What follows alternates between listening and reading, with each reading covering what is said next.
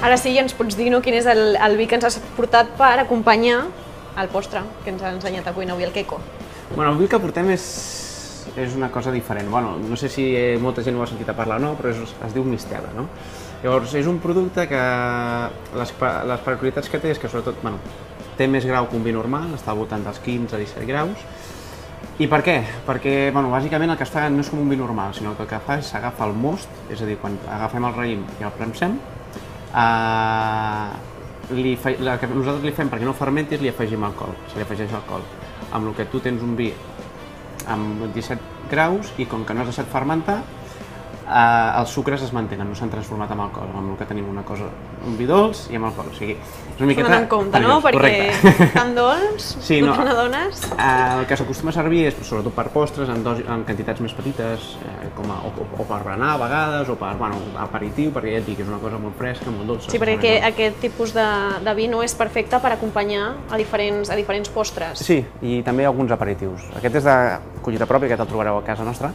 Llavors, la idea és, està fet de garnatxes blanques de la Terra Alta, i el que ja et dic, el que es troba en aquest vi és una explosió super. O sigui, és com la versió de la fruita del raïm en estat pur perquè no ha fermentat, vull dir, pràcticament és com si agafessis el most amb aquest alcohol, no? Que, no sé si has provat alguna vegada el most sol, a mi és una cosa que té molt de sucre i té molta fruita, no? Llavors el que busquem és una miqueta per acompanyar aquest mató amb la mel, aquest punt dolcet, aquest refrescant i, bueno...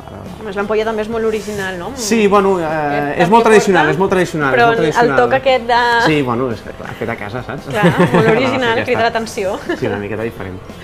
I, bueno, no sé, a veure què tal la gent si li agrada. També és molt típic per les castanyes, i també la mistela, els moscatells, són begudes que, sobretot per postres, fruits secs, també.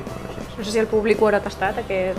No sé. Sí, però, bueno, si no, avui ho tastaran.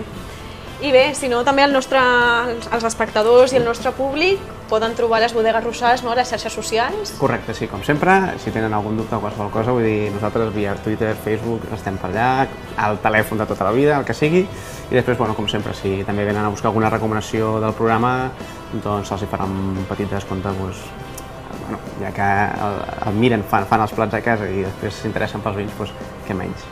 Bueno, doncs Marià, moltes gràcies i de seguida tastarem. D'acord, a vosaltres.